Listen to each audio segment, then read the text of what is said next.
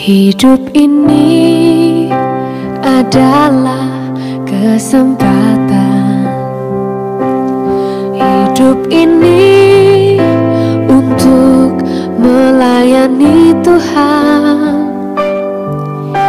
Jangan sia-sia. Shalom pemirsa, sebelum mendengarkan firman Tuhan hari ini, kita sama-sama berdoa. Bapa yang baik yang bertahta dalam kerajaan surga, kami mengucap syukur Tuhan buat berkat yang boleh kami rasakan hingga saat ini. Tuhan, pada kesempatan ini kami akan mendengarkan audio Kitab Samuel. Kiranya firman-Mu ini boleh menjadi berkat bagi kami dan nama Tuhan yang dimuliakan. Kiranya Tuhan memberkati kami dalam kehidupan kami. Mohon ampun dosa pelanggaran kami, karena kami berdoa dalam nama Yesus yang menebus kami dalam dosa. Berfirmanlah Tuhan kepada Samuel. Berapa lama lagi engkau berduka cita karena Saul? Bukankah ia telah kutolak sebagai raja atas Israel? Isilah tabung tandukmu dengan minyak, dan pergilah. Aku mengutus engkau kepada Isai, orang Betlehem itu, sebab di antara anak-anaknya telah kupilih seorang raja bagiku. Tetapi Samuel berkata, bagaimana mungkin aku pergi? Jika Saul mendengarnya, ia akan membunuh aku. Firman Tuhan. Bawalah seekor lembu muda dan katakan, aku datang untuk mempersembahkan korban kepada Tuhan. Kemudian undanglah Isai ke upacara pengorbanan itu. Lalu aku akan memberitahukan kepadamu apa yang harus kau perbuat. Urapilah bagiku orang yang akan kusebut kepadamu. Samuel berbuat seperti yang difirmankan Tuhan, dan tibalah ia di kota Betlehem. Para tua-tua di kota itu datang mendapatkannya dengan gemetar dan berkata, adakah kedatanganmu ini membawa selamat? Jawabnya, ya, benar. Aku datang untuk mempersembahkan korban kepada Tuhan. Kuduskanlah dirimu, dan datanglah dengan daku ke upacara pengorbanan ini. Kemudian ia menguduskan Isai dan anak-anaknya yang laki-laki, dan mengundang mereka ke upacara pengorbanan itu. Ketika mereka itu masuk, dan Samuel melihat Eliab, lalu pikirnya, sungguh, di hadapan Tuhan sekarang berdiri yang diurapinya. Tetapi berfirmanlah Tuhan kepada Samuel, janganlah pandang parasnya atau perawakan yang tinggi, sebab aku telah menolaknya. Bukan yang dilihat manusia yang dilihat Allah. Manusia melihat apa yang di depan mata, tetapi Tuhan melihat hati. Lalu Isai memanggil Abinadab dan menyuruhnya lewat di depan Samuel. Tetapi Samuel berkata, orang ini pun tidak dipilih Tuhan. Kemudian Isai menyuruh Syama lewat. Tetapi Samuel berkata, orang ini pun tidak dipilih Tuhan. Demikianlah Isai menyuruh ketujuh anaknya lewat di depan Samuel. Tetapi Samuel berkata kepada Isai, semuanya ini tidak dipilih Tuhan. Lalu Samuel berkata kepada Isai, inikah anakmu semuanya?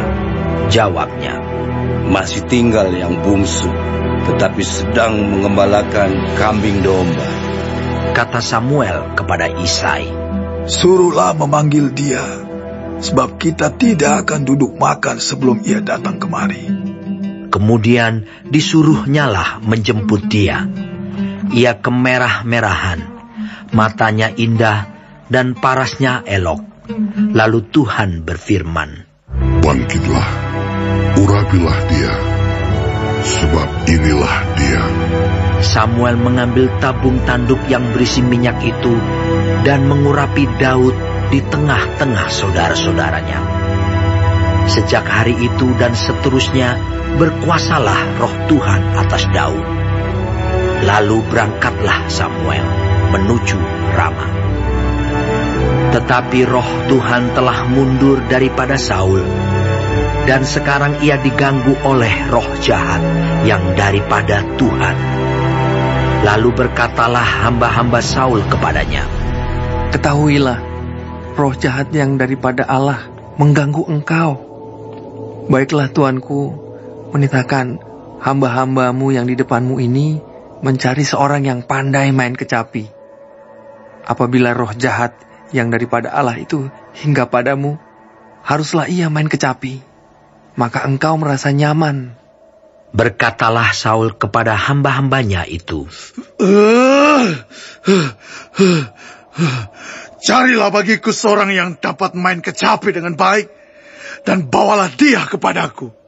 Lalu jawab salah seorang hamba itu, katanya, "Sesungguhnya aku telah melihat salah seorang anak laki-laki Isai, orang Betlehem itu, yang pandai main kecapi. Ia seorang pahlawan yang gagah perkasa, seorang prajurit yang pandai bicara, elok perawakannya, dan Tuhan menyertai dia."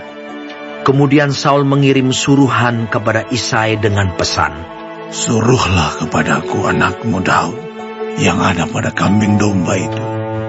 Lalu Isai mengambil seekor keledai yang dimuati roti, sekirbat anggur, dan seekor anak kambing. Maka dikirimkannyalah itu kepada Saul dengan perantaraan Daud, anaknya.